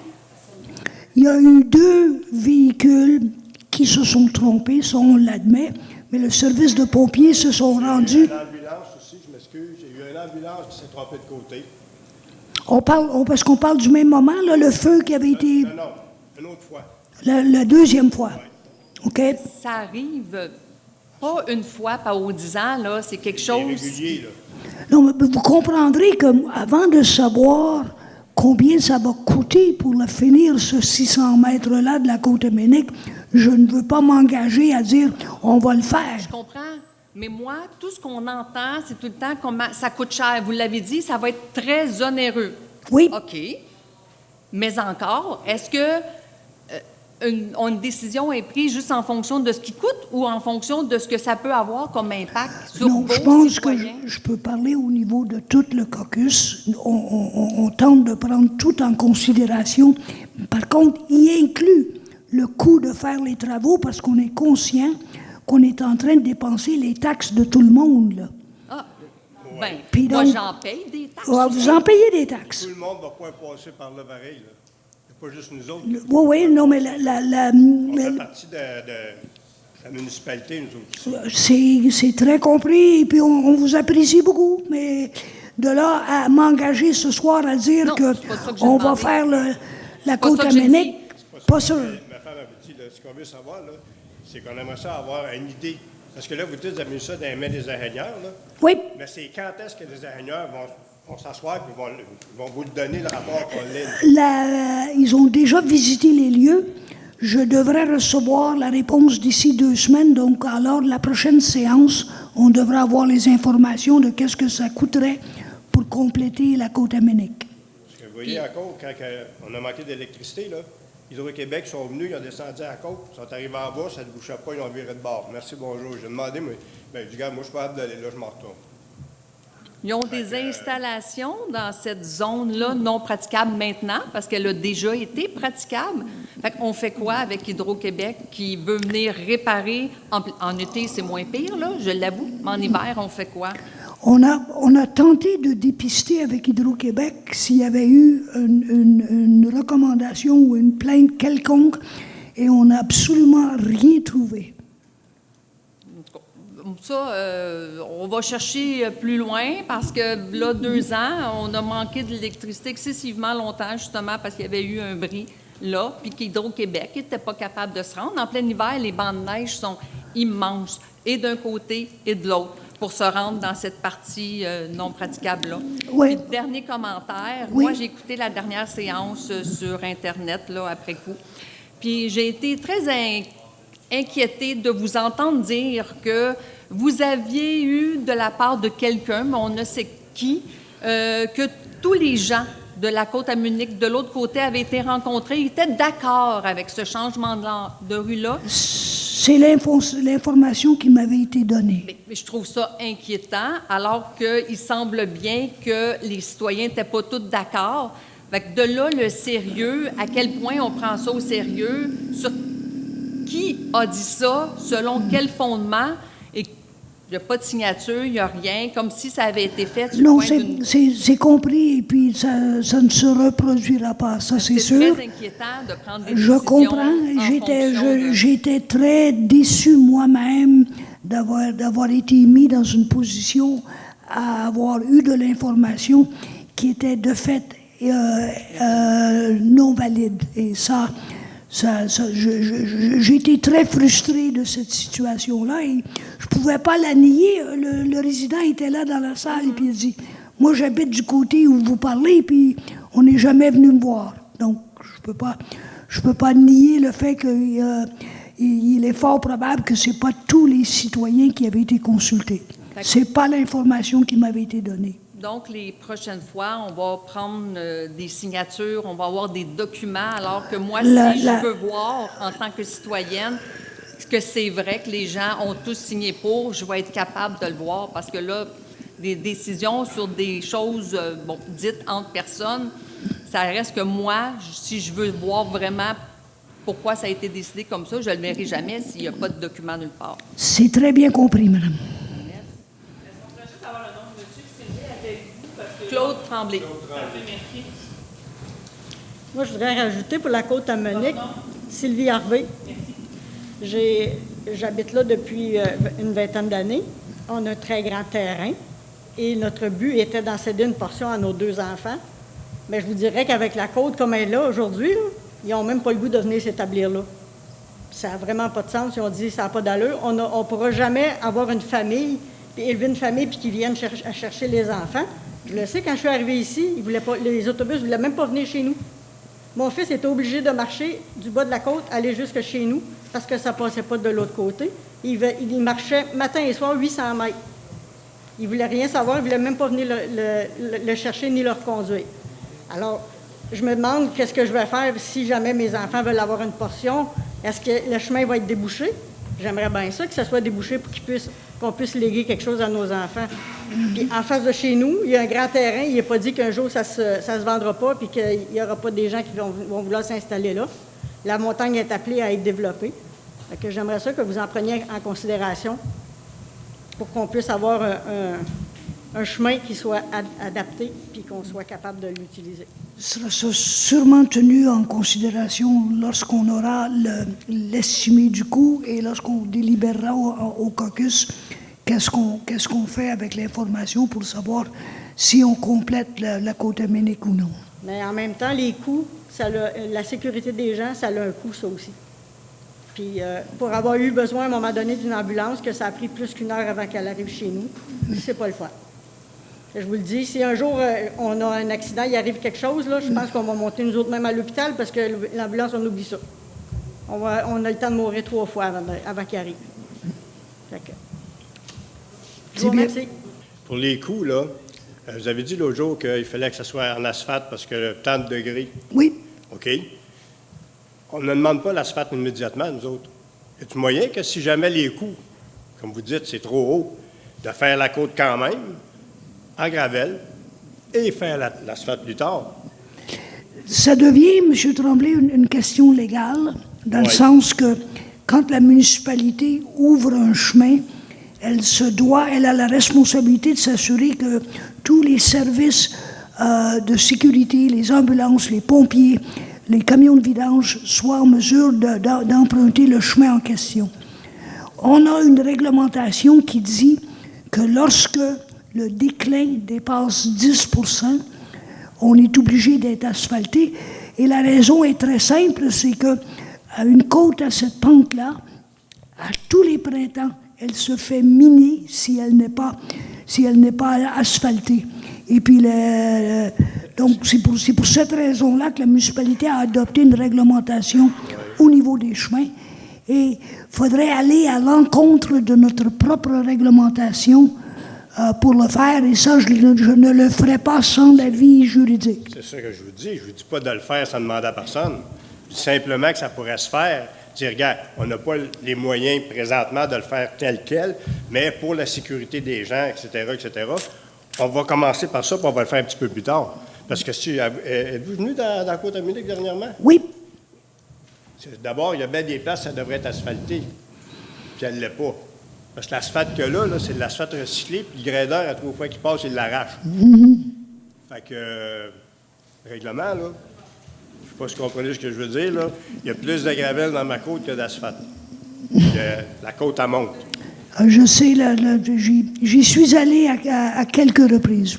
Pas aussi souvent que vous, mais j'y suis allé à la Côte-Aminique. Puis je peux vous dire que de l'asphalte, là, il devrait en avoir, puis je peux en compter sur le bout de mes doigts. Fait que, tu sais, un règlement, des fois, là, ça peut... Ce sera pris en considération, M. Tremblay. Bonsoir, Kim Courchaine. J'ai plusieurs questions. Une, entre autres, suite aux événements de la fin de semaine passée où il y a eu beaucoup de bris d'arbres et tout ça qui sont tombés sur les... Il y a 2 fins de semaine.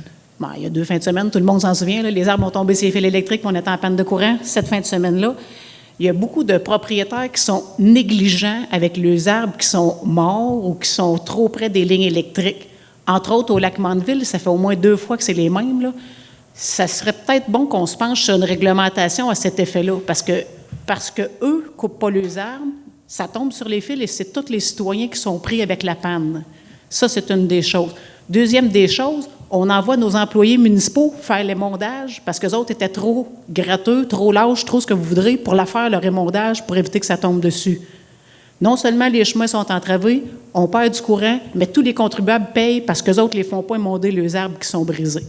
Fait que je demanderais à ce que le conseil municipal se penche sur une réglementation à cet effet-là pour les responsabiliser. Et si jamais des arbres qui auraient dû être émondés ne l'ont pas été, qu'il soit facturé par la municipalité pour les frais encourus, pour libérer la rue et ce que ça a coûté. C'était ma première intervention. Je m'excuse, j'ai pris des notes sur mon téléphone. Ensuite de ça, au niveau de la rue Desjardins, on sait tous qu'elle appartient au ministère des Transports. Moi, j'ai vu le balai mécanique passer là-dessus cette année.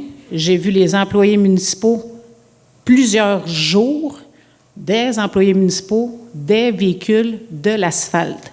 On me dit que le ministère des Transports rembourse. Et il rembourse quoi? Est-ce qu'il rembourse seulement l'asphalte? Est-ce qu'il rembourse le temps des employés municipaux? Est-ce qu'il rembourse l'essence à 2,17 le litre? Ce que je peux te dire, Mme Courchaine, c'est qu'au niveau du balayage, c'est la municipalité qui le payait au complet. Ça, il n'y avait pas de... Sur la rue Desjardins également? Sur la rue Desjardins? Oui, c'est ça. Donc, le balayage, c'était la MTQ qui payait quand le balai... C'est parce que vous avez dit que c'était la municipalité au complet qui l'avait payé. Excusez. C'est bon qu'elle l'ait ramené. Elle me corrige. Des fois, je me trompe. Je suis. Donc, au niveau du balayage, ça, c'est définitif, c'était la MTQ qui a payé pour. Au niveau de l'asphalte, on a été remboursé. Maintenant, ce que je ne sais pas... Parce qu'ils remboursent juste les poches d'asphalte, en bon québécois, on arrive en dessous solidement, là? J'ai aucune... On a de rembourser justement le matériel, mais le temps homme aussi, puis je crois qu'il y a des frais d'administration qui sont ajoutés aussi, mais ça, c'est sur toute réserve, par contre. Mais le temps homme, c'est sûr qu'il est ajouté dedans. Ça, parce qu'au prix de l'essence, on utilise nos véhicules, c'est nous autres qui payons la réparation, l'entretien sur nos véhicules. Il va falloir qu'un MTQ s'ajuste ou bien qu'il se dépêche à faire la rue, là. Ça serait une bonne chose. Ensuite de ça, au niveau du lac Mandeville, il y a eu des demandes là, de dos down et tout ça. Là. Oui. Première des choses, ça serait peut-être bon que les employés municipaux puissent passer, faire le tour pour enlever tout le sable qui servait à boucher les trous, les dos down naturels créés au printemps, parce qu'on les a remplis de sable, mais le sable, l'asphalte est revenu droite, mais le sable est resté là. Donc, pour les usagers, surtout les cyclistes, là, c'est quand même un petit peu dangereux. Puis, je suis contente que vous n'ayez pas adhéré à l'établissement d'un dos down dans le bas de la côte au lac Mandeville, à part que causer une collision puis quasiment des morts. Je ne sais pas qui a eu cette idée-là, mais le jugement n'était pas présent assurément. Là. Et les dos down, il faut faire des vérifications dans les autres villes, ce qui a déjà été pris. Puis, il y a beaucoup de places qui les ont retirés parce qu'il y a beaucoup plus de désagréments qu'il y a d'avantages à des dos down. Fait que ça serait bon de vérifier ça. Les gens ne sont pas conscients du bruit que ça occasionne avec les poids lourds, ne sont pas conscients qu'il y en a qui s'amusent à immobiliser leur véhicule puis à faire communément des starts à partir des dos down. Il y a beaucoup de choses qui rentrent. Et quand un véhicule ralentit et repart, il y a de l'accélération, et ça aussi. Donc, c'est pas nécessairement parfait, fait que c'est important que vous preniez le temps d'analyser. Je ne sais pas si de la Keno, c'est la meilleure place pour faire une analyse, là, mais en tout cas, au moins, on va commencer par là. Je tenais à commencer au Lac-Hénault tout simplement pour la raison pour laquelle on a été demandé par le comité des citoyens d'en mettre, premièrement. Deuxièmement, le Lac-Hénault est déjà à des limites de 30 km/h sur tout le pourtour. Et troisièmement, comme j'en ai parlé avec le directeur des travaux publics, j'ai dit, on a beau avoir des opinions pour et contre, on n'a aucune expérience à Mandeville avec un dos down. On va le voir, comment les gens vont réagir, comment les automobilistes vont réagir, et puis par la suite, on va être mieux placé pour porter un jugement, à dire on aime ça ou on n'aime pas ça, ou on en met d'autres, ou on enlève celui qu'on a mis. Avant de mettre le dos down, là, vous dites que c'est parce qu'il y a des plaintes d'excès de vitesse et tout ça. Est-ce qu'il y a une étude d'excès de vitesse qui a été faite? Vous faites une demande pour vérifier si effectivement il y a des... Parce que s'il n'y a aucun excès de vitesse, c'est dans l'imaginaire des gens, parce que vous savez que quand on est immobile et qu'on regarde passer un véhicule, on a l'impression qu'il passe pas mal plus vite. Il faut juste savoir, on met un dos down parce que les gens se plaignent pour la vitesse, mais est-ce qu'on le sait s'il y en a des excès de vitesse ou pas? Je te dirais, Mme Courchaine, que pour être résident du Lac-Hénault... C'est pas une impression, je veux, c'est des faits. Ben, moi, je te dis, c'est facile à juger si un véhicule est à 30 km/h ou à 60 km/h. Tu n'as pas besoin de radar pour être capable de voir la différence. Vous êtes sur une impression, mon cher monsieur, si on parle entre autres de poids lourds, les poids lourds ont toujours l'impression de rouler plus vite parce qu'ils font plus de bruit. Donc, vous prenez encore des décisions sur des impressions et non sur des faits. Ben, la décision est simplement d'acquiescer à une demande des résidents du Lac-Hainaut et puis d'obtenir du vrai data sur comment c'est approuvé, si c'est accepté, et puis C'est bien que vous ayez pris la décision de dire on va le mettre 1 an pour vérifier ce que ça dit. Puis temporaire, dans le sens que pas permanent, là, pas un dos down permanent, parce que l'hiver, le déneigement, vous comprendrez que c'est pas parfait. Mais dans ce sens, vous me dites vous-même, on le met pour avoir des faits sur ce que ça va donner, mais oui, on a pris une décision pas basée sur des faits qu'il y en a, oui ou non, des excès de vitesse. C'est correct. On va prendre ça comme ça. Ensuite de ça, au niveau du développement économique, on a une personne qui est mandatée au développement économique, qui est un cadre au développement économique. Est-ce que vous êtes en mesure de me donner un projet de développement économique qui s'est fait dans la dernière année, mettons? Dans la dernière année, avec la pandémie, je vous dirais que non. Mais on a... cette personne-là a été la personne centrale dans notre... comment ça s'appelle? Le plan structurant. Non, pas le plan, la culture. Non. La maison de la culture? La politique culturelle, c'est cette personne-là qui a assuré En quoi la politique culturelle va développer l'économie de Mandeville? La politique culturelle, c'est que pour que recevoir les investissements du ministre de la Culture dans Mandeville, il fallait qu'on ait au préalable une politique culturelle. Sinon, avec une politique culturelle, ils peuvent subventionner à 50% tout projet de culture qui se fait dans Mandeville. Ça a été établi à partir du projet de Maison de la Culture d'1 million, là. Le projet de la culture de 1 million, je ne sais pas du tout d'où c'est venu cette histoire-là. L'ancien conseil, M. Turcot. L'ancien conseil me dit n'avoir jamais proposé une maison de la culture à 1 million. Bon, on va ressortir des écrits, ça a été publié, ça a été... C'était dans les journaux, mais ça ne venait pas du conseil. OK, on va prendre ça comme ça. Ensuite de ça, au niveau récréo-touristique du développement économique, justement, puisqu'on en parle, est-ce qu'il y a un projet quelconque que notre municipalité initie, que notre municipalité tente de développer? On est à l'ère où il y a des sentiers de fat bike, où il y a du canot-kayak qui se fait en location, où on pourrait faire des sentiers pédestres, tout ça. Il pourrait y avoir un partenariat public-privé entre la municipalité, un particulier investisseur, la CEPAC. La réserve faunique de la Mastigouche est sur notre territoire à 50% du moins. Il y a déjà eu des sentiers, des kilomètres de ski de fond. Il y a des chalets qui attendent juste ça d'accueillir des gens. Est-ce que le développement économique a une vision un petit peu plus à long terme dans cette optique-là? Parce qu'on est en 2022, puis c'est ça, là. On a des chalets qui pourraient offrir des forfaits canot, kayak, des forfaits vélo, des forfaits raquettes, des forfaits de ski de fond. Est-ce que le développement économique se penche là-dessus ou il n'y a rien, c'est la pandémie et on ne fait rien? Non, le comité économique ou le département économique a eu des interventions avec Loisirs-la-Naudière pour plusieurs projets dans la municipalité. Il inclut du canot-kayak sur la rivière Mastigouche. Ça, c'est le projet de Saint-Didas, la maison... Non, c'est un projet additionnel. Un projet d'escalade sur le mur de glace avec stationnement et sentier.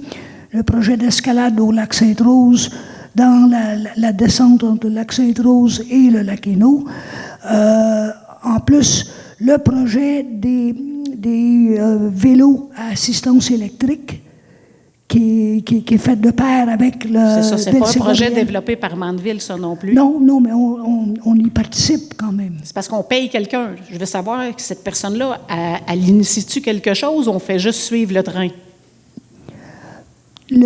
Cette personne-là, si tu cherches à évaluer sa performance... J'évalue pas sa performance. Je vous pose la question, on paye une personne cadre. C'est nous, les contribuables, avec nos taxes, qui payons quelqu'un. Là, on vient d'engager quelqu'un de plus au loisir, un agent à la communauté. Oui. Est-ce que les gens pour qui on paye nous rapportent? Est-ce que les gens qu'on paye font quelque chose? Je vous pose la question, elle est engagée spécifiquement pour le développement économique. J'en vois pas de développement économique. toutes les soumissions qui sont mises au PAC rural sont gérées par cette personne-là. Et Mais en quoi ça influence le développement économique? Une soumission pour réaliser quoi? Qu'est-ce qu'il y a la création d'emplois à travers ça? Y a-t-il quelque chose? Ou? ben, il y a les projets qui ont été soumis à date, on a 2 déjà cette année, on a un 3e qui va être soumis à l'automne. Les 2 qui ont été soumis, il y en a une pour les sentiers du lac Encore. Ça ne crée pas d'emploi? Sauf que ça amène du tourisme, ça amène beaucoup de... Parce qu'ils ont besoin d'amour, les sentiers du lac Encore, et la signalisation est assez pathétique, là. Je le sais, c'est moi qui l'ai signalé. Donc, on a un projet pour ça, et ça, c'est financé par le PAC rural. On a un 2e projet au niveau de le centre de... André Desrochers. Pour l'âge d'or. L'âge d'or, le comité d'âge d'or. C'est quoi le projet? Le projet est essentiellement que la municipalité acquérirait l'école de la fabrique. Parce que ça n'appartient pas à l'âge d'or, ça appartient à la fabrique. Mm-hmm. Et ça permettrait à la fabrique de continuer à financer l'Église, et ça protégerait la salle pour le futur, pour la FADOC et d'autres applications municipales. Okay. Vous entrez ça dans le développement économique? Oui. OK. OK. Ensuite de ça, vous avez parlé de travailleurs de rue. Ils font quoi à Mandeville, les travailleurs de rue? Travailleurs de rue? Travailleurs de rue, moi, je demeure en plein village, là, puis j'ai jamais vu ça de ma vie. Ils font quoi, eux autres, ici? Les travailleurs de rue, dans le fond, là, ils font souvent des interventions auprès de l'école, puis souvent aussi avec les trouveurs de Mandeville, si je me trompe pas, ils sont de pair, mais ça, c'est sous toute réserve. Puis ils font des interventions dans les lieux qui sont souvent occupés par les jeunes, mettons, comme ça pourrait être ici. Ils viennent des fois, ils font aussi de la prévention pour ce qui est de la criminalité, puis l'usage de drogue, ce genre de choses-là. Là. Puis nous, on est quand même partenaires. Eux font tout Brandon, mais on est inclus dans leur offre de service. Puis eux vont faire une demande de subvention. Ils voulaient avoir toutes le soutien, en fait, de toutes les municipalités de Brandon. Est-ce qu'eux ont, des comptes à rendre? Est-ce qu'on est capable de savoir le nombre d'heures, le nombre de jours où ils sont présents dans notre municipalité? Ils doivent avoir un rapport quotidien de patrouille ou de vérification, je ne sais pas comment ils appellent ça. Oui, on pourrait leur demander effectivement un rapport annuel. Je pense qu'ils font ça chaque année, il me semble. Ben, ça serait bon qu'on sache ce qu'ils ont comme impact dans notre municipalité si on les paye. Là. Je veux dire, à un moment donné, moi, je n'ai jamais vu ces gens-là à nulle part ici, puis s'être occupé de beaucoup de choses dans la municipalité. Ensuite de ça, l'agent à la communauté, 1 an, c'est un employé de plus qu'on ajoute à la municipalité. Son rôle, ça va être quoi précisément? Ce qu'on prévoit, c'est tout ce qui touche loisirs, sport, spectacle, organisation, comme exemple la fête de la Saint-Jean, la journée de la culture à l'automne.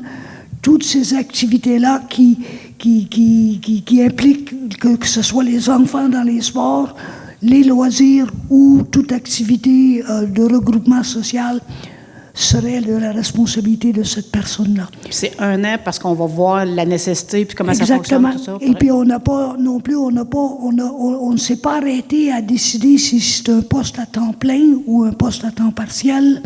On va monter le cahier de charge en premier, puis on verra après ça qu'est-ce que ça représente comme heure de travail. Parfait. Le dernier point, c'est pour la 50e avenue, là, on va dire la supposée carrière. De ce que j'ai compris, il n'y a pas de demande de permis. Non. De 1. De 2, vous avez parlé d'un référendum advenant le cas où il y aurait peut-être possibilité de demande de permis. Oui. Vous avez parlé pour les gens du secteur. Oui. Il faudrait que le référendum soit pour toute la population de Mandeville. Parce que les retombées des surplus des carrières qui servent à financer beaucoup de choses dans notre municipalité, ça diminue les taxes de tout le monde, pas juste des ceux de la 50e. Donc, il faudrait que tout le monde de la municipalité puisse se prononcer, parce que ça ne défait pas juste le paysage, là, comme les gens parlent, il n'appartient pas juste aux gens de la 50e. Il appartient à tout le monde à Mandeville, Oui. incluant celui ou ceux qui ont des terrains puis qui exploitent de façon des carrières ou quoi que ce soit. Oui. Ça appartient à tout le monde. Fait qu'il faut que tout le monde ait le droit de dire son mot, parce que sinon, c'est pas un vrai référendum. Je vais devoir me fier, par contre, à mon urbanisme, à quelle est la réglementation, mais à ma connaissance, c'est que toutes les zones adjacentes et les personnes habitant dans les zones adjacentes ont un droit de parole au référendum. Je ne crois pas, je ne sais pas, là, si on peut monter ça Bien, ça à serait de l'échelle de vérifier. toute la municipalité. C'est ce que je vous demande, parce que ça l'a quand même. Il y a beaucoup de projets ici pris à même le surplus des carrières. Pris à même le surplus des carrières, on entend ça régulièrement, donc ça a un impact sur tout le monde. Puis là, il n'y a pas eu de demande comme telle de permis de carrière. Non. La personne, elle a-tu le droit de déboiser? Ça veut décider qu'elle plante du blé d'Inde dans la grandeur. Peux-tu faire une terre agricole? Sur la partie A3, oui, dans le sens que, parce qu'elle était déjà dans une zone agricole. C'était mais de fait, le déboisement a chevauché les deux. Là. Il y a ces trois terres Je côte à comprends côte. ça, mais est-ce que la personne, avant que vous faisiez la motion, avait le droit de tout défricher sa terre et de dire, moi, demain, je veux planter du soya. C'est pour ça que j'ai défriché. Sur la partie A3, oui. Si je me trompe. C'est ça. Sur la partie A3, il y a le droit de défricher pour faire de l'agriculture. Sur la partie F1, il n'y avait aucune réglementation qui empêchait la coupe d'arbres. Donc, il avait le droit.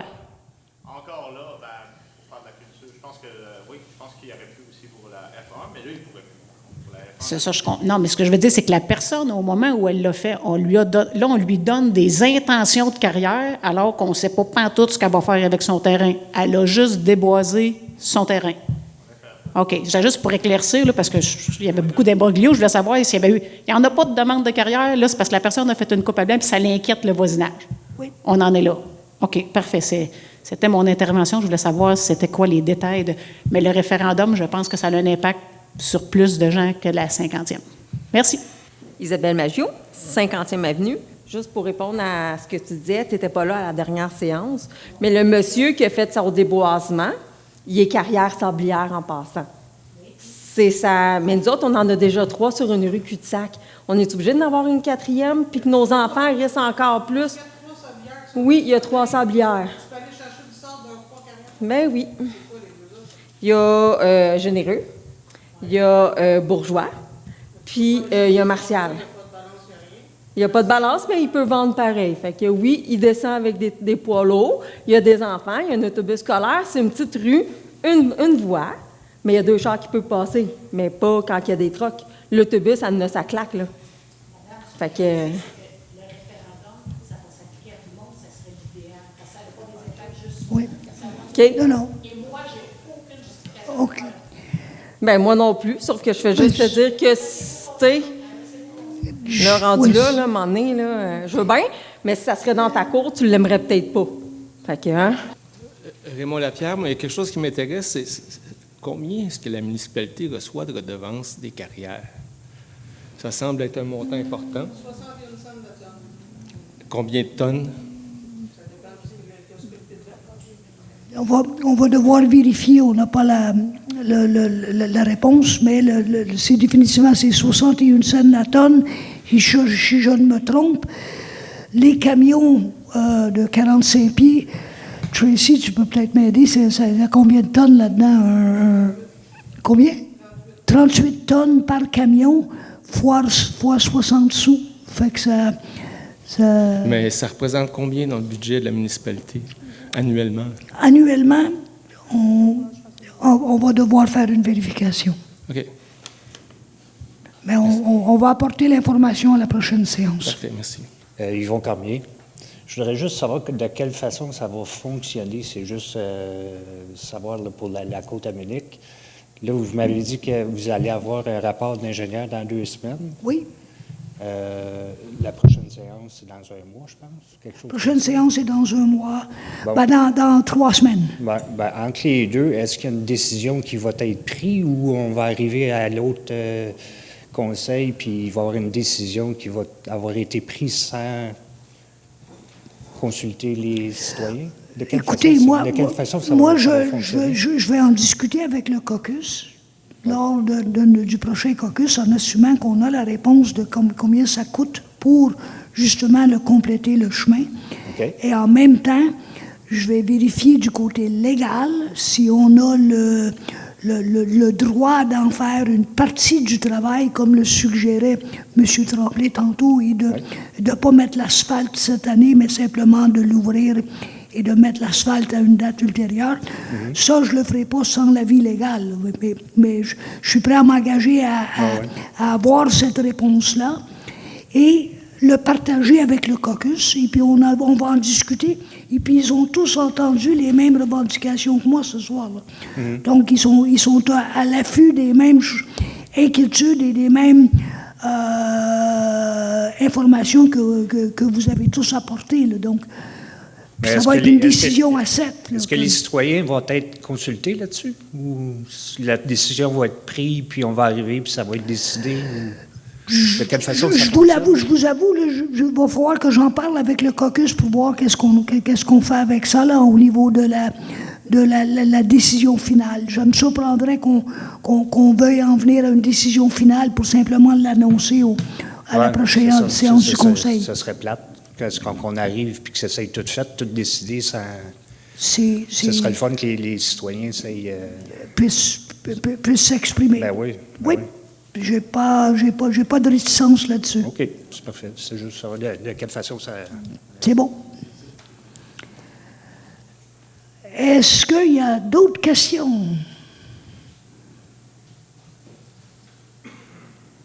Bon, ça a l'air d'avoir couvert le sujet. On va clôturer la séance. On va prendre l'heure. 9h15. Eh bien, merci de votre présence. Et, ça me prend un proposeur. On va commencer à l'envers. 6, 5, 4, 1, 2, 3. Merci. Bonne soirée.